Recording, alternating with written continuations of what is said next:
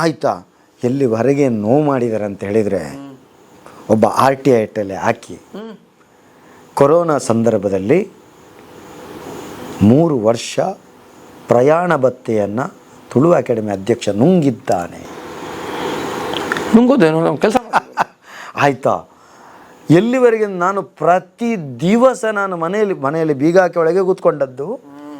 ಅವ ಪ್ರಯಾಣ ಭತ್ಯೆ ತಗೊಂಡಿದ್ದಾನೆ. ಒಂದು ದಿವಸ ಕೂಡ ಮನೆಯಲ್ಲಿ ಕೂತ್ಕೊಳ್ಳಿಲ್ಲ ಅನ್ನೋದಕ್ಕೆ ಸಾಕ್ಷಿ ನನ್ನ ದೈವದ ಕಲಾ ಕಾರ್ಯಕ್ರಮ. ಪ್ರತಿ ದಿವಸ ಹೋಗಿದ್ದೇನೆ, ಅದರಲ್ಲಿ ಜಾಗೃತಿ ಮೂಡಿಸ್ತೇನೆ. ಅಷ್ಟು ಮಾತ್ರ ಅಲ್ಲ, 1-2 ಕಲಾವಿದರಿಗೆ ಕಿಟ್ಟ ಹಂಚಿದ್ದೇವೆ ನಾವು. ಯಾಕಂದ್ರೆ ದೈವಾರಾಧನೆ ಕಲಾವಿದ ನಾನು, ಜನಪದ ಕಲಾವಿದ. ಅವರ ಕೂಗು, ಅವರ ನೋವು ಅವರಿಗೆ ಸರ್ಕಾರದಿಂದ 1 ವರ್ಷ 2,000 ಹಾಗೆ 1 ವರ್ಷ 3,000 ಕೊಡಬೇಕಂತಿದ್ರೆ ಇವರಿಗೆ ಏನು OTP ಕೊಡಿ, ಅದು ಡಾಕ್ಯುಮೆಂಟ್ ಕೊಡಿ, ಇವರ ಹತ್ರ ಉಂಟಾ? ನಮ್ಮ ದೈವಾದಾಗ ಉಂಟಾ? ಅವರಿಗೆ ತಾಕತ್ತುಂಟು ಅದು ಕೊಡಲಿಕ್ಕೆ?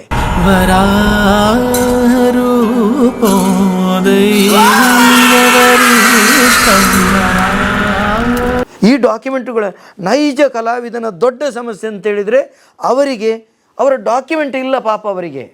ಇನ್ನೊಂದ್ಸಲ ಕ್ಯಾಮ್ರಾ ನೋಡ್ಕೊಂಡು ಮಾತು ಹೇಳಿ ಸರ್. ಅದೇ ಹೇಳುವಂಥ ಒಬ್ಬ ನೈಜ ಕಲಾವಿದನಿಗೆ ಕಲಾವಿದ ಅಂತ ಹೇಳಿಕೊಂಡು ನನಗೆ ಪ್ರಶಸ್ತಿ ಬರಬೇಕು, ಅದು ಬರಬೇಕು ಅಂತ ಪಟ್ಟಿ ಮಾಡುವನ್ನಂತ ಮಾಡಿಟ್ಟಿರ್ತಾನೆ. ತುಳುನಾಡಿನ ದೈವಾರಾಧಕನಾದಂಥ ನೈಜ ಕಲಾವಿದನಲ್ಲಿ ಡಾಕ್ಯುಮೆಂಟ್ ಇಲ್ಲ. ಈ ಡಾಕ್ಯುಮೆಂಟ್ ಇಲ್ಲದೆ ನಾನು ಆವಾಗ ನನಗೆ ತುಂಬ ಮಂದಿ ಸಹಕಾರ, ನಂದು ಅಕಾಡೆಮಿ ಸದಸ್ಯರು ತುಂಬ ಹೆಲ್ಪ್ ಮಾಡಿದ್ದಾರೆ. ಡಾಕ್ಯುಮೆಂಟ್ನ ಯಾರು ಗೊತ್ತಾ ಮಾಡ್ಕೊಳ್ತಾರೆ ಸರ್, ಕ್ಷಮಿಸಿ ಮಾತಿನ ಮಧ್ಯೆ ಹೇಳಬೇಕು ಅಂತ ಆಸೆ ಬಂತು, ಹೇಳ್ಬಿಡ್ತೀನಿ. ಯಾರೆಲ್ಲ ನಾನು ಕಲಾವಿದ ಅಂಥೇಳಿ ವೇಷ ಧರಿಸ್ಕೊಂಡು ಓಡಾಡ್ತಾರೆ ನೋಡಿ, ಈ ಸರ್ಕಾರದ ಯೋಜನೆಗಳನ್ನು ಕಬಳಿಸ್ಲಿಕ್ಕೆ, ಸರ್ಕಾರದ ಎಲ್ಲ ಐಷಾರಾಮಿಗಳನ್ನು ಬಳಸ್ಕೊಳ್ಳಿಕ್ಕೆ ಯಾರು ಇಂಟೆನ್ಷನಲ್ಲಿ ಪೂರ್ವ ಸಿದ್ಧತೆಯಾಗಿ ಬರ್ತಾರಲ್ಲ, ಅವರು ಇದೆಲ್ಲ ಸಂಗ್ರಹ ಮಾಡ್ತಾರೆ. ಇದು ಕೊಡಬೇಕು, ಫೈಲ್ ಕೊಡಬೇಕು ಅಂತ. ಒಬ್ಬ ಮೂಲ ಕಲಾವಿದ, ಜನಪದ ಕಲಾವಿದ, ಅವನಿಗೆ ಇದು ಯಾವುದು ಆಶೆ ಆಕಾಂಕ್ಷೆಗಳು ಇರೋದಿಲ್ಲ. ಫೋಟೋ ಇಲ್ಲ, ಆಧಾರ್ ಲಿಂಕ್ ಆಗಿಲ್ಲ, ಬ್ಯಾಂಕ್ ಪಾಸ್ಬುಕ್ ಲಿಂಕ್ ಆಗಿಲ್ಲ. ಅಯ್ಯೋ, ನಮ್ಮಲ್ಲಿ ನಮ್ಮ ನಾಗೇಶ್ ಕುಲಾಲ್ ನಮ್ಮ ಸದಸ್ಯರಾಗಿದ್ದರು, ನಮ್ಮ ನರೇಂದ್ರ ಕೆರೆಕಾಡು, ಮತ್ತು ಕಡಬ ದಿನೇಶ್ ರೈ ಅವರು, ರವಿಕುಮಾರ್ ಅವರು, ಮತ್ತು ಚೇತಕ್ ಪೂಜಾರಿ ಅವರು, ನಮ್ಮ ಹೆಚ್ಚಿನ ಸದಸ್ಯರು ನಮ್ಮೊಂದಿಗೆ ಎಲ್ಲ ಸದಸ್ಯರು ಸ್ಪಂದಿಸಿದ್ದಾರೆ. ಕಲಾವತಿಯವರು ಪಾಪ ಬರಲಿಕ್ಕಾಗಲಿಲ್ಲ, ಹಿಂದಿನಿಂದ ಸಾಕು ಸಪೋರ್ಟ್ ಮಾಡಿ, ಅಲ್ಲಿಂದ ಉಡುಪಿಯಿಂದ ಬರಬೇಕಲ್ಲ, ಲಾಕಲ್ಲ. ಅವರು ಎಲ್ಲ ನಮ್ಮ ಎಲ್ಲ ಸದಸ್ಯರಿದೆ ಎಲ್ಲರೂ ಸಪೋರ್ಟ್ ಮಾಡಿದ್ದಾರೆ. ಆದರೆ ದುಡಿದವರು ಇವರು ನನ್ನೊಂದಿಗೆ ಪೂರ್ತಿ, ಯಾರು ನಾಗೇಶ್ ಕುಲಾಲು, ನಮ್ಮ ನರೇಂದ್ರ ಕೆರೆಕಾಡು, ಕಡಬ ದಿನೇಶ್ ರೈ ಅವರು, ಇದು ನಮ್ಮೊಂದಿಗೆ. ಇಲ್ಲಿ ನಾನು ಅಕಾಡೆಮಿಗೆ ಬರೋದು, ಅಕಾಡೆಮಿಯಲ್ಲಿ ಸಿಬ್ಬಂದಿಗಳನ್ನು ಕರೆಯೋದು, ಅದು ಪಟ್ಟಿ ಮಾಡೋದು, ಇವರು ಡಾಕ್ಯುಮೆಂಟ್ ಇಲ್ಲ, OTP. ಎಲ್ಲಿವರೆಗೆ ಒಂದು ದಿವಸ ಇದು ನಾವು ಆಧಾರ್ ಮಾಡುವ ಇದು ಎಂತ ಹೇಳ್ತಾರೆ, ಆಧಾರ್ ಕೇಂದ್ರ, ಅದು ಲಾಕ್ ಅಲ್ವಾ.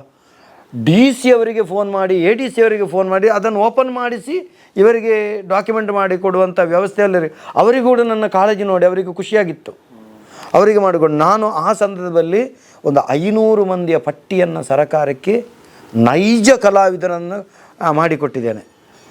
ಅವರದ್ದು ಪಟ್ಟಿ ಮಾಡಿ ಈಗಲೂ ಅಕಾಡೆಮಿಯಲ್ಲಿ ಇಟ್ಟಿದ್ದೇನೆ ಎಲ್ಲ ಡಾಕ್ಯುಮೆಂಟು. ಕೆಲವರಿಗೇನು ನಮ್ಮ ಈ ಇಲ್ಲದವನಿಗೆ ಒಂದು ಅಹಂ ಜಾಸ್ತಿ. ಅಹಂ ಅಂತ ಹೇಳಿದರೆ ಆರೋಗ್ಯಕರ, ನನಗೆ ಬೇಡ ಇಂಥದ್ದೆಲ್ಲ ಇದೆ ಅದೆಲ್ಲ ಸಮಸ್ಯೆ. ಅದರಲ್ಲಿ ನಾವು ಇಬ್ಬರನ್ನು ಮರೆಯಬಾರ್ದು. ಅಕಾಡೆಮಿ ಸದಸ್ಯರಲ್ಲ ಅವರು. ನಮ್ಮ ಈಗ ಪರವ ಸಮುದಾಯದಲ್ಲಿ ಡಾಕ್ಟರ್ ರವೀಶ್ ಪರವ ಅಂತೇಳಿ ಅವರು ಡಾಕ್ಟರೇಟ್ ಪಡೆದವರು. ಅವರು ತನ್ನ ಲ್ಯಾಪ್ಟಾಪ್ ಇಂಜಿನಿಯರ್ ಅವರು ಲ್ಯಾಪ್ಟಾಪನ್ನು ಹಿಡ್ಕೊಂಬಂದು ಅಕಾಡೆಮಿಗೆ. ನನ್ನ ಹೆಂಡತಿ, ನನ್ನ ಮಗ, ನನ್ನ ಅಳಿಯ ಇವರೆಲ್ಲ ಆಗ ಅಕಾಡೆಮಿಯಲ್ಲಿ ನಾನು ಎಲ್ಲ ನನ್ನ ಗಾಡಿಗೆ ಹೋಗಲಿಕ್ಕೆ ಅವಕಾಶ ಉಂಟಲ್ಲ ಮಾಡಿ ಇಷ್ಟು ಕಲಾವಿದರ ಪಟ್ಟಿ ಮಾಡಿ ಸರ್ಕಾರಕ್ಕೆ ಕೊಡುವಂಥ ಕೆಲಸವನ್ನು ನಾವು ಮಾಡಿದ್ವಿ, ರಿಜಿಸ್ಟ್ರಾರ್ ಸಹಕಾರ. ಅದರಲ್ಲಿ ಏನಾಯಿತು ಅಂತ ಹೇಳಿದರೆ, ಒಂದು ಸಿಬ್ಬಂದಿಗಳು ಬರಲಿಕ್ಕೆ ಕೇಳಲಿಲ್ಲ, ಒಂದು 2 ಸಿಬ್ಬಂದಿಗಳು. ಬಾಕಿ ಉಳಿದವರು ಪಾಪ ಬಂದಿದ್ದಾರೆ, ಇನ್ನುಳಿದ ಸಿಬ್ಬಂದಿಗಳು. ಅದರಲ್ಲಿ ಸಮಸ್ಯೆ ಆಗಿ ಅವರು ಫ್ರಾಡ್ ಮಾಡಿ ಅವರನ್ನು ಕೆಲಸದಲ್ಲಿ ತೆಗೆಯುವ ವ್ಯವಸ್ಥೆ ಆಗಿ ನನ್ನ ಎಲ್ಲಿವರೆಗೆ ಅಂತ ಹೇಳಿದರೆ, ಈ ಸಂದರ್ಭದಲ್ಲಿ ಕಲಾವಿದರ ಸ್ಪಂದಿಸುವ ಯೋಜನೆಯಲ್ಲಿ ನಾನು ಮನೆಯಲ್ಲಿ ಕೂತ್ಕೊಳ್ಳಿದ್ದೇನೆ ಅಂತ ಹೇಳುವಂಥ ಪರಿಸ್ಥಿತಿ ಬಂದಾಗ ಒಂದು ಮಾಧ್ಯಮದಲ್ಲಿ ಬಹಳ ನೋವಾಗ್ತದೆ. ಮಂಗಳೂರಿನ ಪ್ರಖ್ಯಾತ ಮಾಧ್ಯಮದಲ್ಲಿ, ಅದೂ ಕೂಡ ಅಕಾಡೆಮಿಯ ಸದಸ್ಯರಾದವರ ಮಾಧ್ಯಮದಲ್ಲೇ ನನ್ನನ್ನು ಕೂರಿಸಿ ನನ್ನನ್ನು ಅಪರಾಧಿ ಸ್ಥಾನದಲ್ಲಿ ಕುಳಿಸಿ ನನ್ನನ್ನು ಪ್ರಶ್ನಿಸಿದ್ದಾರೆ. ಅವರು ಕೂತ್ಕೊಂಡು ನೀವು ಯಾಕೆ ತಗೊಂಡಿದ್ದೀರಿ ಒಬ್ಬ ಪ್ರಖ್ಯಾತ ಒಂದು MLA ಅವರು ಫೋನ್ ಮಾಡಿದ್ದು, ನಾನಿರುವಾಗ 1 ರೂಪಾಯಿ ತಗೊಂಡಿಲ್ಲ, ಇವಾಗ ಅದು ಇದ್ದದ್ದು ಇಷ್ಟು ಮಾಡಿದ್ದೇನೆ, ಇವರು ಇಷ್ಟು ತಗೊಂಡಿದ್ದಾರೆ, ಇವರು ತಗೊಂಡಿದ್ದಾರೆ ಅಂತಿದ್ರೆ ಇವರು ತುಳುವಿನ ಕೆಲಸ ಮಾಡಲಿಕ್ಕಲ್ಲ,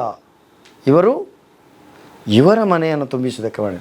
ನೋಡಿ, ಅವರು ಉದ್ಯಮಿಗಳಾಗಿದ್ದರು, ಅವರಿಗೆ ಬರ್ತಾಯಿತ್ತು, ನನ್ನ ಹೆಂಡತಿ ಮಕ್ಕಳು ನಾನು ದುಡಿದದ್ರಲ್ಲಿ ತಿನ್ನಬೇಕಲ್ವಾ, ಇದರಲ್ಲಿ ಬರಬೇಕಲ್ವಾ, ಆಯಿತಾ, ಈ ರೀತಿ.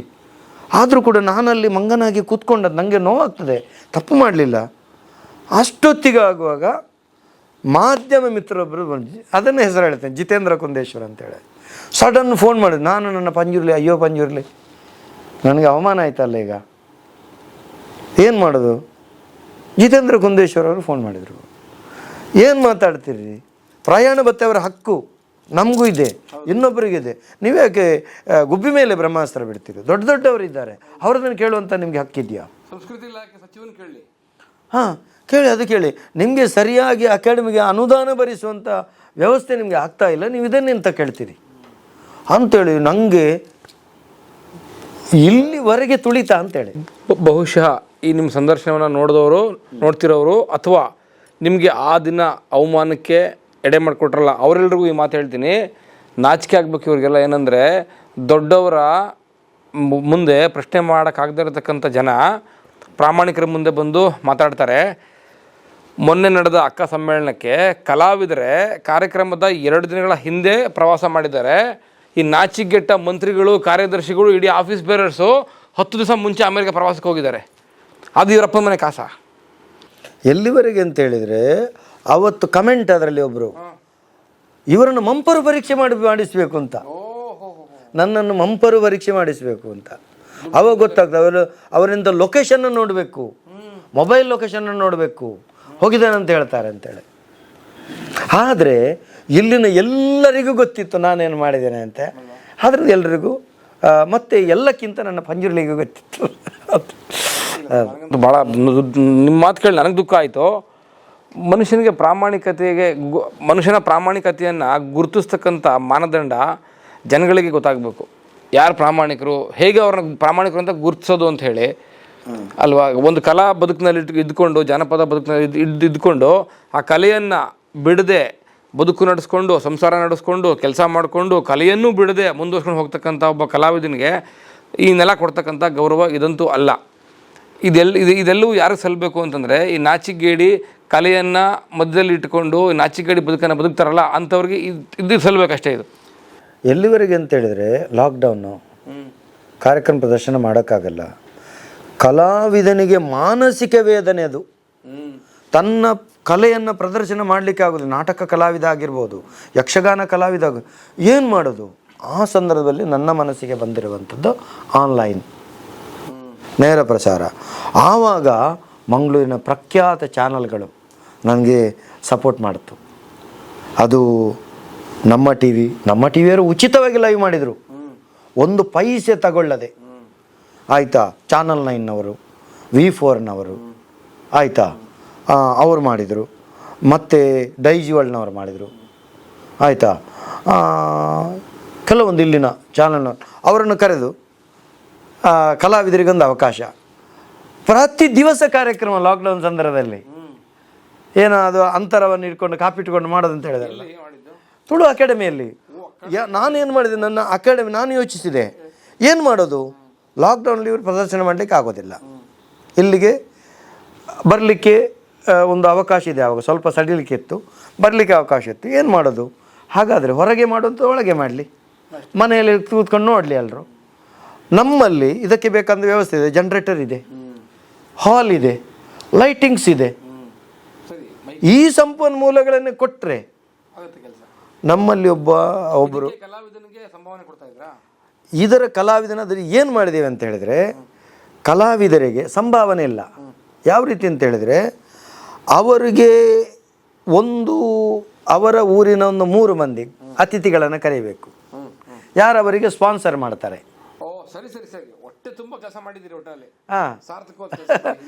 ಅವರಿಗೆ ಖರ್ಚು ಅವರು ಸ್ಪಾನ್ಸರ್ ಮಾಡೋದು. ಅಕಾಡೆಮಿಯಿಂದ ಅವರಿಗೆ ಗೌರವ, ಕಲಾವಿದರಿಗೆ ಪ್ರತಿಯೊಬ್ಬ ಕಲಾವಿದನಿಗೂ ಮತ್ತೆ ಅವನ ಸಂಭಾವನೆ ಏನಿದೆ ಅಲ್ಲಿ ಬರುವಂಥ ಅತಿಥಿಗಳ ಮುಖೇನ ಕೊಡಿಸೋದು ಮತ್ತು ಅವರ ತಂಡಕ್ಕೆ ಗೌರವ, ಕರ್ನಾಟಕ ತುಳು ಸಾಹಿತ್ಯ ಅಕಾಡೆಮಿಯಿಂದ ಗೌರವ ಸನ್ಮಾನ ಎಲ್ಲ ಆದಮೇಲೆ ನಾನು ಕೂಡ ಒಂದು ಚಿಕ್ಕ ಸೆಲೆಬ್ರಿಟಿ ಅಲ್ಲ ಅವರಿಗೆ. ಹೌದು, ಅವರೊಟ್ಟಿಗೆ ಕೂತ್ಕೊಂಡು ಫೋಟೋ ತೆಗೆಯುವ ಅವರ ಸಂಭ್ರಮವೇ ಸಂಭ್ರಮ, ಅವರ ಸಂಭ್ರಮವೇ ಸಂಭ್ರಮ. ನಮ್ಮ ಅಕಾಡೆಮಿಯ ಅಧ್ಯಕ್ಷ ಜೊತೆ ನಾವು ಕಾಲ ಕಳೀತಾ ಇದ್ದೀವಿ. ಅವರು ಎಲ್ಲರೂ ಆಗಿ ನಮ್ಮ ಯಾದವ ಕೊಟ್ಯಾನ್ ಅಂತಿದ್ರು, ಕೆಲವರು ಕೊಟ್ಟವರಿದ್ದಾರೆ, ದಾನ ಕೊಟ್ಟವರಿದ್ದಾರೆ. ನಮ್ಮ ಸದಸ್ಯರಾಗಿರುವಂಥ ಕಡಂದಲೆ ಸುರೇಶ್ ಭಂಡಾರಿ ಅವರು, ಇಲ್ಲಿನ ಉದ್ಯಮಿ ಯಾದವ ಕೊಟ್ಯಾನ್ ಅವರು, ಮತ್ತು ಸರ್ವೋತ್ತಮ ಶೆಟ್ಟಿಯವರು, ನಮ್ಮ ಉಡುಪಿಯ ಡಾಕ್ಟರ್ ಆಕಾಶರಾಜ್ ಜೈನ್ ತಾರಾ ಆಚಾರ್ಯ ಅವರು, ಕಾಂತಿ ಶೆಟ್ಟಿಯವರು, ಇಲ್ಲೆಲ್ಲ ಕೆಲವರು ನಮಗೆ ಅಕಾಡೆಮಿ ಸದಸ್ಯರೇ ಕೆಲವು ಕೊಡುಗೆ ಬಿಟ್ಟಿದ್ದಾರೆ. ಆಯ್ತಾ, ಪ್ರಾಯೋಜಕತ್ವ, ಅವರಿಗೆ ಪ್ರಾಯೋಜಕತ್ವ. ಇಲ್ಲೇನು, ಇಲ್ಲಿ ಗಂಜಿ ಊಟ ಅವರೊಟ್ಟಿಗೆ ನಾವು ಉಣ್ಣೋದು. ಸರಿ, ಅವರೊಟ್ಟಿಗೆ ನಾವು ಉಣ್ಣೋದು. ನೀವು ಯೋಚಿಸಿ, ನಮ್ಮ ಅವಧಿಯಲ್ಲಿ 100ಕ್ಕಿಂತಲೂ ಮಿಕ್ಕಿ ಯಕ್ಷಗಾನ ಆಗಿದೆ. ಹೋ ಸರಿ ಸರಿ ಸರಿ. ತಾಳಮದ್ದಳೆಗೆ ಆಯಿತು, ದೊಡ್ಡ ಕಲಾ ಸೇವೆ, ಹರಿಕತೆ ಆಯಿತು, ಎಲ್ಲವೂ ತುಳುವಲ್ಲೇ ಆಗಬೇಕು ಕಂಡೀಷನ್. ಹೌದೌದು, ನಿಮ್ಮ ಅಕಾಡೆಮಿ ಕೆಲಸ ಅದೇ ಅಲ್ವಾ? ಅಕಾಡೆಮಿಗೆಲ್ಲ ಎಲ್ಲವೂ ತುಳುವಲ್ಲೇ ಆಗಬೇಕು. ಆಯಿತಾ, ಅಷ್ಟು ಮಾತ್ರ ಅಲ್ಲ, ಒಂದು ನಮ್ಮ MCFನ ಪ್ರಾಯೋಜಕತ್ವದಿಂದ ಈ ಮಾಧ್ಯಮದವರು ನಮಗೆ ಸಹಕಾರ ಮಾಡಿದ್ರು ನೋಡಿ, ಅವರ ಒಂದು ದೊಡ್ಡ ಮೊತ್ತ ತಗೊಂಡು, ಒಂದು 5 ಲಕ್ಷ ಮೊತ್ತ ತಗೊಂಡು ಯಾವುದೆಲ್ಲ ಮಾಧ್ಯಮಗಳು ಸಪೋರ್ಟ್ ಮಾಡಿದ್ರು ಅವರಿಗೊಂದು ಸಪೋರ್ಟ್ ಮಾಡೋಕ್ಕೆ ಅವಕಾಶ ಆಯಿತು. ಏನಾಯಿತು ಅಂತ ಹೇಳಿದರೆ, ನಾವು ಅವರಿಗೆ ಒಂದು ಸಂಶೋಧನಾತ್ಮಕ ಕಾರ್ಯಕ್ರಮಕ್ಕೊಂದು ಅವಕಾಶ ಮಾಡಿಕೊಟ್ವಿ. ಯಾವುದು? ತುಳುನಾಡಿನ ಪ್ರಖ್ಯಾತ ಜನಪದ ಕಲಾವಿದರ ಸಂದರ್ಶನ, ಅವರ ದಾಖಲೀಕರಣಕ್ಕೆ ಒಬ್ಬರು, ತುಳುನಾಡಿನ ಪುಣ್ಯಕ್ಷೇತ್ರಗಳ ದಾಖಲೀಕರಣಕ್ಕೆ ಒಂದು ಮಾಧ್ಯಮಕ್ಕೆ, ತುಳುನಾಡಿನ ದೈವಕ್ಷೇತ್ರ ದಾಖಲೀಕರಣಕ್ಕೆ ಒಂದು ಮಾಧ್ಯಮಕ್ಕೆ ದಾಖಲೀಕರಣದ ಕೆಲಸ ಕೂಡ ಆಯಿತು. ಪುಸ್ತಕಕ್ಕೆ ಫಂಡ್ ಇಲ್ಲಿ ಕಡಿಮೆ ಉಂಟಲ್ಲ, ಕೊಡುಗೈ ದಾನಿಗಳ ಸಹಕಾರದಿಂದ ಬಾಕಿ ಸಂದರ್ಭದಲ್ಲಿ ಒಂದು 13-14 ಪುಸ್ತಕ ಪ್ರಕಟ ಆದರೆ, ನಮ್ಮ ಸಂದರ್ಭದಲ್ಲಿ 25 ಪುಸ್ತಕ ಪ್ರಕಟ ಆಯಿತು. ಯಾವ ದಾರಿ ಇದೆ? ನನ್ನ ಅಭಿಮಾನಿಗಳೇನಿದ್ದಾರೆ ಅವರು ಇದನ್ನೆಲ್ಲ ಸೇರಿಸಿ, ನೀವು ನಂಬ್ತೀರಾ ಬಿಡ್ತಾರೆ, ಬ್ಯಾಂಗ್ಳೂರಲ್ಲಿ 2 ಕಾರ್ಯಕ್ರಮ ಮಾಡಿದ್ದೇವೆ. ನಂಬ್ತೀನಿ, ಹೇಳಿ ಸರ್, ನೀವೇನು ಹೇಳೋದು? 2 ಕಾರ್ಯಕ್ರಮ ಬೆಂಗಳೂರಲ್ಲಿ ಮಾಡಿದ್ದೇವೆ. ಪ್ರಶಸ್ತಿ ಪ್ರದಾನ ಸಮಾರಂಭ ಮತ್ತು ಒಂದು ತುಳುವಿನ ಸಮಾರಂಭ ಕಾರ್ಯಕ್ರಮ ಬೆಂಗಳೂರಲ್ಲಿ ಮಾಡಿದ್ದೇವೆ. ಮಾಡಿದಾಗ ಎಲ್ಲ ಗಣ್ಯಾತಿಕರಣ ಸೇರಿಸಿ ಮಾಡಿದ್ದೇವೆ. ಇದ್ದ ಕಡಿಮೆ ಅನುದಾನದಲ್ಲಿ ಮಾಡಿರುವಂಥದ್ದು ಒಂದಂತೂ ಹೇಳಲೇಬೇಕು, ನಮ್ಮ ಸದಸ್ಯರು ಹೇಳುವಂಥದ್ದು. ಒಬ್ಬರು ಹುಡ್ಕೊಂಡು ಅಧ್ಯಕ್ಷರಲ್ಲಿದ್ದಾರೆ, ಅಧ್ಯಕ್ಷ ಒಂದು ಅಲ್ಲಿನ ರವೀಂದ್ರ ಕಲಾಕ್ಷೇತ್ರ ಅಲ್ಲ, ಅಲ್ಲಿ ಸರ್ಕಾರಿ ಇದಕ್ಕೆ ರವೀಂದ್ರ ಕಲಾಕ್ಷೇತ್ರ, ಅದರ ಒಂದು ಸ್ಟೇಜ್ ಸೆಟ್ಟಿಂಗಿಗೆ ಅಲಂಕಾರಕ್ಕೆ ಎಷ್ಟು ಖರ್ಚು ಬೀಳ್ತದೆ ಕಾರ್ಯಕ್ರಮಕ್ಕೆ? ನಮ್ಮ ಶಕ್ತಿ ಮೇಲೆ ಕನಿಷ್ಠ ಒಂದು 50,000 ಬೇಕಾಗುತ್ತೆ ಅಲ್ವಾ? ದೊಡ್ಡ ನಮ್ಮ ಪ್ರಶಸ್ತಿ ಪ್ರದಾನ 4 ವರ್ಷದ ಪ್ರಶಸ್ತಿ ಪ್ರದಾನ ಸಮಾರಂಭ ಒಂದು 2 ಲಕ್ಷ ಖರ್ಚಾಗುತ್ತೆ ಅಲ್ವಾ? ಇವರೆಲ್ಲ ಖರ್ಚು ಮಾಡ್ತಿರೋದು ನಾನು ನೋಡಿ ಹೇಳ್ತಾ ಇದ್ದೀನಿ. ಅಕಾಡೆಮಿ ಅವರು ₹1 ಖರ್ಚು ಮಾಡಲಿಲ್ಲ. ಅಯ್ಯಯ್ಯೋ ದೇವ್ರೆ, ಹೇಗೆ ಮತ್ತೆ ಮಾಡಿದ್ರಿ ಸರ್? ರೂಪಾಯಿ ಅಂತ ಹೇಳಿದ್ರೆ ಅಲ್ಲಿಂದ ಹೋಗಿ ತಿರುಗಿ ಬಂದು ಮಡಲನ್ನು ಇಟ್ಕೊಂಡ್ ಬಂದ್ವಿ. ಊರಿಂದ ಬರುವಾಗ ತೆಂಗಿನಗರಿಯನ್ನು ಇಟ್ಕೊಂಡು ಬಾಳೆ ತಿನ್ನ ಇಟ್ಕೊಂಡ, ಮುಂಡಾಸ್ ಕಟ್ಟಿ ಬರ್ಮಡ ಚಡ್ಡಿ ಹಾಕಿ ಅಧ್ಯಕ್ಷರೇ ಮಾಡೋದು ಅಲಂಕಾರ. ನಾನು ಜನಪದ ಕಲಾವಿದೆ ಅಲ್ಲ, ಹೌದು, ಪೋಡಿಯಂ ಎಲ್ಲ ಸೆಟ್ ಮಾಡೋದು ನಾನೇ, ಅಲಂಕಾರವನ್ನು ನನ್ನೊಂದಿಗೆ ನನ್ನ ಸದಸ್ಯರು ಪಾಪ ಎಲ್ಲರೂ. ಅಕಾಡೆಮಿ ಅಧ್ಯಕ್ಷರು ಮತ್ತು ಮೆಂಬರ್ಗಳು ಸೇರ್ಕೊಂಡು ವೇದಿಕೆ ನಮ್ಮ ಇವರನ್ನ ನಾವಾಗ 400 ನರೇಂದ್ರ ಗಡಿ ಇವರೆಲ್ಲ ಹೇಳಿದೆ ಅಲ್ವಾ, ಚೇತಕ್ ಪೂಜಾರಿ ಮತ್ತು ನಮ್ಮ ನಾಗೇಶ್ ಕೊಲಾಲಿ, ಕಡಬ ದಿನೇಶ್ ಹೊತ್ಕೊಳ್ಳೋದು ನಾನೇ ಅಂತೇಳಿ ರೈಲಿಗೆ ಹಾಕಿ ಅಲ್ಲಿಂದ ಹಿಡ್ಕೊಂಡು ಬಂದು ನಾವೇ ಲಗೇಜ್ಗೆ ಅದಕ್ಕೆ ಹಣ ಕೊಡ್ಲಿಕ್ಕಿಲ್ಲ ಅಂತ, ಕೂಲಿಗೆ ಕೊಡ್ಲಿಕ್ಕಿಲ್ಲ ಅಂತೇಳಿ ಹಳ್ಳಿಯಲ್ಲಿ ಸಿಗ್ತಕ್ಕಂಥ ಪದಾರ್ಥಗಳನ್ನೇ ಎಲ್ಲ ತಂದು ನಾವೇ ಅಲಂಕಾರ ಮಾಡಿ, ಅದು ಫೋಟೋಸ್ ಎಲ್ಲ ಇದೆ. ಮಂಗಳೂರಿನಿಂದ ಬೆಂಗಳೂರು ತನಕ ಐಟಮ್ ತಂದು ಇದನ್ನು ತಂದು ನಮ್ಮ ಗಾಡಿ ಬರ್ತದಲ್ಲ ಅದಲ್ಲೇ ಹಾಕಿ ಅದನ್ನೇ ಅಲಂಕಾರ ಮಾಡಿ, ಯಾವುದೇ ಕಾರಣಕ್ಕೂ ಇದಕ್ಕೆ ಅಕಾಡೆಮಿಗೆ ಹೊರೆ ಆಗದ ರೀತಿಯಲ್ಲಿ ಕಾರ್ಯಕ್ರಮ ನಾವು ಮಾಡಿದ್ದೇವೆ, ಸಾಧ್ಯತೆಗಳನ್ನು ತೋರಿಸಿದ್ದೇವೆ. ಕಾರ್ಯಕ್ರಮ ಅದ್ಭುತ. ಎಲ್ಲಿವರೆಗೆ ಅಂತೇಳಿ ಒಂದು ಕಾರ್ಯಕ್ರಮದಲ್ಲಿ ಅಲ್ಲಿನ ಒಂದು ದೊಡ್ಡ ಒಂದು ಅಲ್ಲಿನವರ ಕೆಟ್ಟ ಗುಣ ಇದೆ ಹೇಳಿ ಸರ್, ನೀವು ಹೇಳ್ತಾರೆ ಎಲ್ಲಿ ಅಂತ ಹೇಳಿದ್ರೆ, ಆ ದಿವಸ ಪವರನ್ನೇ ಆಫ್ ಮಾಡಲಿಕ್ಕೆ ಹೋದ್ರು ನೋಡಿ, ಜನರೇಟರ್ ಕೊಡೋದಿಲ್ಲ. ನಾನು ಕೂಗಿದ್ದು ಈಗ ಬರಲಿಕ್ಕೆ ಆಯ್ತು, ಈಗ ಅಧ್ಯಕ್ಷ ಅಲ್ಲಿ ಓಡಾಡಿ ಕೂಗಿದ್ದು ನಾನಲ್ಲಿ. ಎಲ್ಲಿವರೆಗೆ ಒಂದು ಜನರೇಟರ್ ಕಂಡು ಇಷ್ಟು ಕೊಡಬೇಕು, ಆಮೇಲೆ ಇವರದ್ದು ಡಿಮಾಂಡು. ನಾನು ಮಂಗಳೂರಲ್ಲಿ ಧರ್ಮಕ್ಕೆ ಮಾಡುವಂಥ ಕೆಲಸ, ಅಲ್ಲಿ ಕಟ್ಟ ಕಡೆಗೆ ಒಂದು ಇಷ್ಟು ಸಾವಿರ ಹಣ ಕೊಡುವಂಥ ವ್ಯವಸ್ಥೆ ನನಗೆ ಆಗಿತ್ತು. ನೋಡಿ ಬೆಂಗಳೂರಲ್ಲಿ ಬಹಳ ನೋವಾದದ್ದು. ಈಗ ಹೇಳಿ ಸರ್, ಈಗ ಹೇಳಿ, ಒಬ್ಬ ಸಿಟ್ಟಿಂಗ್ ಅಕಾಡೆಮಿ ಪ್ರೆಸಿಡೆಂಟ್, ಚೇರ್ಮನ್ನು, ಅಕಾಡೆಮಿಯ ಕೆಲಸ, ನಿಮಗೆ ಇಷ್ಟು ಸಮಸ್ಯೆ ಕೊಡೋದಾದ್ರೆ ವ್ಯವಸ್ಥೆ, ಒಬ್ಬ ಸಾಮಾನ್ಯ ಕಲಾ ಪ್ರೇಮಿ ಒಂದು ಕಲಾ ಸಾಂಸ್ಕೃತಿಕ ಕಾರ್ಯಕ್ರಮವನ್ನು ಮಾಡಕ್ಕೆ ಬಂದರೆ ಎಷ್ಟು ದೌರ್ಜನ್ಯ ಮಾಡ್ತಾರೆ, ಎಷ್ಟು ಕಿತ್ಕೊಂಡು ತಿಂತಾರೆ ಲೆಕ್ಕ ಹಾಕಿ ನೀವು. ಒಂದು ಅಲ್ಲಿ ಬಡಿಬೇಡಿ, ಇಲ್ಲಿ ಬಡಿಬೇಡಿ, ಅದು ಮಾಡಬೇಡಿ, ಇದು ಮಾಡಬೇಡಿ, ನಾವೇ ಅಲಂಕಾರ ಮಾಡೋದು. ಕಟ್ಟ ಕಡೆಗೆ ನನ್ನನ್ನು ನೋಡಿ ಅವು ಜೋರು ಮಾಡೋದು, ಸಿಗರೇಟ್ ಜೋರು. ಅದಕ್ಕೆ ಹೇಳಿದೆ, ತುಳು ಅಕಾಡೆಮಿ ಅಧ್ಯಕ್ಷ ನಾನು ಮಾತಾಡು ನೋಡ್ತಾನೆ, ನಾನು ಶೆಟ್ಟಿಯಲ್ಲಿ ಇದರಲ್ಲಿದ್ದೇನೆ ಹೇಳೋದು ಅಂತೇಳಿ ನೋಡಿ, ಆಯ್ತಾ. ಆದರೆ ನಾವು ಅವರಲ್ಲಿ ಜಗಳ ಮಾಡಲಿಕ್ಕೆ ಹೋದದಲ್ಲ, ಚೆನ್ನಾಗಿ ಕಾರ್ಯಕ್ರಮವಿದೆ. ನಾನು ಎಷ್ಟು ಕೂಡ ನೆಲದ ತನಕ ಬಗ್ಗಿದ್ದೇವೆ ನಾವು. ಕಾರ್ಯಕ್ರಮ ಎರಡು ಕೂಡ ಅದ್ಭುತವಾಗಿ ಆಯಿತು. ನಿಮ್ಮ ಸಾಲಿನಲ್ಲಿ 2 ಪ್ರಶಸ್ತಿ ಕಾರ್ಯಕ್ರಮ, 2 ಕಾರ್ಯಕ್ರಮ. ನಮ್ಮ 4 ವರ್ಷದ ನಮ್ದು 3 ವರ್ಷದ ಅವಧಿ, 4 ವರ್ಷದ ಪ್ರಶಸ್ತಿ ಪ್ರದಾನ ಸಮಾರಂಭ ಮಾಡಿದೆ. ಅಂದ್ರೆ ಹಿಂದಿನದ್ದು ಬಾಕಿ ಇದ್ದದ್ದು ಅದು ಮಾಡಿಬಿಟ್ರಿ, ಅದನ್ನು ಕೂಡ ಮಾಡಿದೆ. ಅದರಲ್ಲೂ ನಿಮ್ಮ ಸಾಲಿನಲ್ಲಿ 2 ವರ್ಷ ಕೋವಿಡ್ ಅಲ್ವಾ?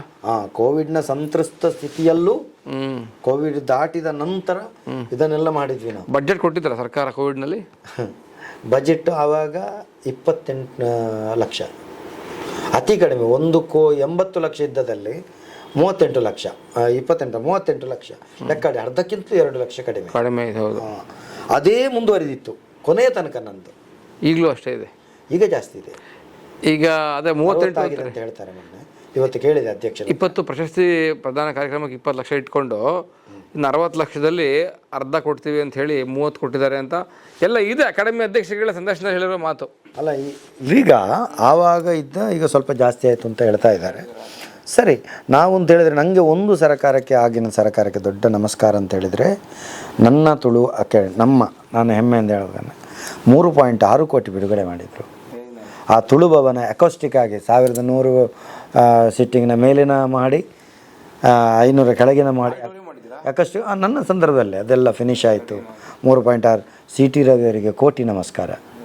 ಅವರು ಮಾಡಿರುವಂಥ, ಸಿ ಟಿ ರವಿಯವರು ಇದು ಮಾಡಿರುವಂಥದ್ದು. ಅವಾಗ ಮುಖ್ಯಮಂತ್ರಿಯವರು ನಮ್ಮ ಯಡಿಯೂರಪ್ಪನವರು, ಸುನಿಲ್ ಕುಮಾರ್ ನಂತರ ಸಿ ಟಿ ರವಿಯವರು ಸಂಸ್ಕೃತಿ ಸಚಿವರಾಗಿದ್ದರು. ಅರವಿಂದ ಲಿಂಬಾವಳಿಯವರು ಇರುವಾಗ ಬೇಲೂರು ಸುದರ್ಶನ ಅವರ ಸಹಕಾರದಿಂದ ತುಳು ಲಿಪಿಗೆ ರಾಜ್ಯ ಮತ್ತು ರಾಷ್ಟ್ರ ಮಾನ್ಯತೆ ಸಿಕ್ತು. ಆಯಿತಾ. ಸುನಿಲ್ ಕುಮಾರ್ ಅವರಿದ್ದ, ಅದಕ್ಕೆ ಸಪೋರ್ಟ್ ಎಲ್ಲ ಮಾಡಿದರು. ದೊಡ್ಡ ಕೊಡುಗೆ ನಮಗೆ ಸಿ ಟಿ ರವಿಯವರು ಮತ್ತು ಅರವಿಂದ ಲಿಂಬಾವಳಿ ಅವರಿದ್ದು ದೊಡ್ಡ ಕೊಡುಗೆ ಮಾಡಿದರು. ಹೌದು, ದೊಡ್ಡ ಕೊಡುಗೆ. ಆ 3.6 ಕೋಟಿ ನಾನು ನಮ್ಮ ಮಂಗಳೂರಿನ DC ಅವರಿಗೆ, ರಾಜೇಂದ್ರ ಅವರು, ಮತ್ತು ಸರ್ಕಾರದ ಮುಖ್ಯ ಕಾರ್ಯದರ್ಶಿ, ಆವಾಗ KB ಅವರದ್ದು ಅವರೇ ಇದ್ದದ್ದು, ಅವರಿದ್ದರು ಸರ್ಕಾರದ ಮುಖ್ಯ ಕಾರ್ಯದರ್ಶಿ. ಅಯ್ಯೋ ದೊಡ್ಡ ಸಮಸ್ಯೆ ಅಂತ ಹೇಳಿದರೆ, ಅದರ ಆಡಳಿತಾತ್ಮಕ ಅನುಮೋದನೆ ಹಿಂದಿನವರು ತೆಗೆದುಕೊಳ್ಳದೇ ಇದ್ದ ಒಂದು ಸಿಗ್ನೇಚರ್ ವ್ಯತ್ಯಾಸದಿಂದ ನಾನು ಸರ್ಕಾರದ ಮುಖ್ಯ ಕಾರ್ಯದರ್ಶಿಯವರು ತಾಯಿ ನಮಗೆ ಇನ್ನೊಬ್ಬರ ಕಾಲಿಲಿ, ನಾನು ನೆಲಕ್ಕೆ ಮುಟ್ಟಿ ನಿಮಗೆ ಕಾಲಿಲಿಕ್ಕೆ ಆಗೋದಿಲ್ಲಮ್ಮ, ದಯವಿಟ್ಟು ಇದನ್ನು ಗ್ರ್ಯಾಂಟ್ ಮಾಡಬೇಕು ಅಂತ ಹೇಳಿದಾಗ ಇದ್ದ ನನ್ನ ನೋವನ್ನು ಕಂಡ ಮಂಗಳೂರಿನ ಜಿಲ್ಲಾಧಿಕಾರಿ, ಹಿಂದಿನ ಇದಕ್ಕಿಂತ ಅವರು ನನ್ನ ಎದುರೇ ನೋಡಿ, ಈ ಅಧ್ಯಕ್ಷರು ಭಾಳ ಪಾಪದವರಿದ್ದಾರೆ, ಅವರಿಗೆ ಇದು ಗೊತ್ತಿಲ್ಲ, ನೀವು ದಯವಿಟ್ಟು ಮಾಡಿ ಅಮ್ಮ ನಾನು ಹೇಳ್ತೇನೆ ಅಂತೇಳಿ ಅವರು ರಾಜೇಂದ್ರವರು ಅವರು ಹೇಳಿ, ಅವರು ನಾನು ಹೋದಾಗ ಎಲ್ಲಿವರೆಗೆ ಅಂತಿದ್ದರು, ಸರ್ಕಾರದ ಮುಖ್ಯ ಕಾರ್ಯದರ್ಶಿಯವ್ರದ್ದು ಮೀಟಿಂಗಲ್ಲಿದ್ದಾಗ ನಾನು ಹೊರಗೆ ನಿಂತಿದ್ದೇನೆ. ಅವರ ಹೆಸರು ನನಗೆ ಮರ್ತೇವೆ, ಲೇಡಿ ಅವರು ಹೊರಗೆ ಬಂದು ನನ್ನ ಕೈಯಿಂದ ಅರ್ಜಿ ತಗೊಂಡು ಹೋಗಿದ್ದಾರೆ. ನಾನು ಯಾವತ್ತೂ ನಮಸ್ಕಾರ ಅವರಿಗೆ. ಅದು 3.6 ಕೋಟಿ ಬಿಡುಗಡೆ ಆದದ್ರಿಂದ ನನಗೆ ಹೆಮ್ಮೆ ಇದೆ. ಎಲ್ಲಿವರೆಗೆ ಅಂತೇಳಿದರೆ, ಅಕಾಡೆಮಿಯ ಆವರಣ ಒಂದು ಕಾಡುಗುಡ್ಡೆ ಆಗಿತ್ತು.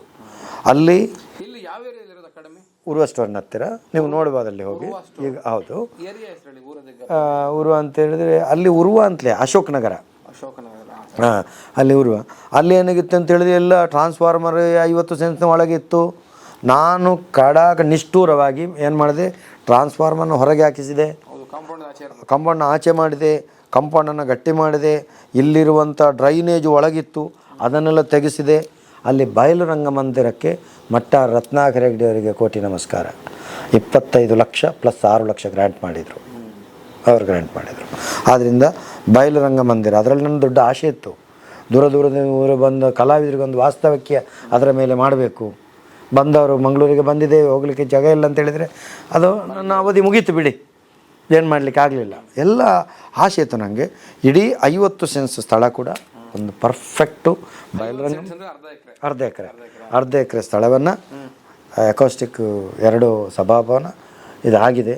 ನನ್ನ ಆಸೆ ಒಂದೇ, ಇದಿಷ್ಟು ಆದದ್ದು ಕೂಡ ತುಳುನಾಡಿನ ತುಳು ಭಾಷಿಗರಿಗೆ ಕಲಾವಿದರಿಗೆ ಉಚಿತವಾಗಿ ಕೊಡಬೇಕು ಅಂತ ನಾನು ನಿರ್ಣಯ ಮಾಡಿ ಬರೆದು ಬಂದಿದ್ದೇನೆ ಅಕಾಡೆಮಿ ಅಧ್ಯಕ್ಷನಾಗಿ. ಅಲ್ಲಿ ಬಂದ ನಂತರ ಇನ್ನು ಮುಂದಿನ ಅಧ್ಯಕ್ಷರಿಗೆ ಮುಂದುವರಿಸಬಹುದು, ಅದು ಬಿಡಲೂಬಹುದು, ಅದು ಅವರಿಗೆ ನಿರ್ಣಯಕ್ಕೆ ಬಿಟ್ಟದ್ದು. ಆದರೆ ನಮ್ಮದು ವಿನಂತಿ ಅದನ್ನು ಮುಂದುವರಿಸಿ ಅಂತೇಳಿ. ಯಾಕಂತೇಳಿ ಕಲಾವಿದರಿಗೆ ಇನ್ನೇನಿದೆ, ಸೀಟಿಂಗ್ ಕೆಪಾಸಿಟಿ ಎಷ್ಟು ರಂಗಮಂದಿರ? ಹೌದು, ಅದನ್ನು ಕೊಡಿ ಅಂತೇಳಿ. ರಂಗಮಂದಿರ ಮಾಡಿದಿರಲ್ಲ ನೀವು? ಹೌದು. ಸೀಟಿಂಗ್ ಕೆಪಾಸಿಟಿ ಎಷ್ಟು? ಕೆಳಗಿದ್ದು 500, ಮೇಲಿದ್ದು 1100. ಎರಡಿದೆ. ದೊಡ್ಡ ರಂಗಮಂದಿರ ಮೇಲಿದ್ದು, ಕೆಳಗಿದೆ. ಪ್ರಶಸ್ತಿ ಕಾರ್ಯಕ್ರಮ ಮಾಡಬಹುದು ಅಲ್ಲಿ. ಎಷ್ಟು ದೊಡ್ಡ ಕಾರ್ಯಕ್ರಮ ಕೂಡ ಮಾಡಲಿಕ್ಕೆ ಪಾರ್ಕಿಂಗ್ ವ್ಯವಸ್ಥೆ ಇದೆ, ಹತ್ತಿರ ದೇವಸ್ಥಾನ ಇದೆ, ಎಲ್ಲ ನೀರಿನ ವ್ಯವಸ್ಥೆ ಇದೆ, ಸ್ವಂತ ಬೋರ್ವೆಲ್ಲು, ಎಲ್ಲ ವ್ಯವಸ್ಥೆ ಇದೆ, ಜನರೇಟರು.